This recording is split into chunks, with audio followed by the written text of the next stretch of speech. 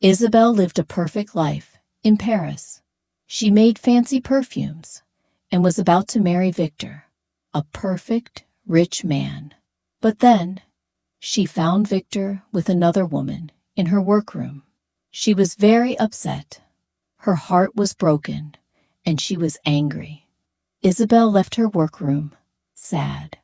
She wandered, then bumped into a man. They fell on the street. Some of his paintings lay on the ground. The man, Remy, was very sorry. He was an artist. Isabelle saw a painting of herself. It was very good. She was surprised. Isabelle had an idea. She asked Remy if he was married. He said no. She asked him to marry her. She wanted to make Victor angry. Remy agreed. He liked Isabelle's strong spirit. They got married quickly.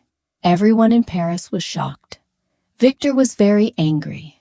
Isabelle's parents were upset. They thought Victor was a good husband. Isabelle and Remy lived in a small apartment, though it was very different from her old life.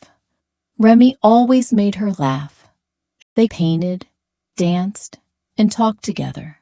She found herself, her real Isabelle. She started to like him.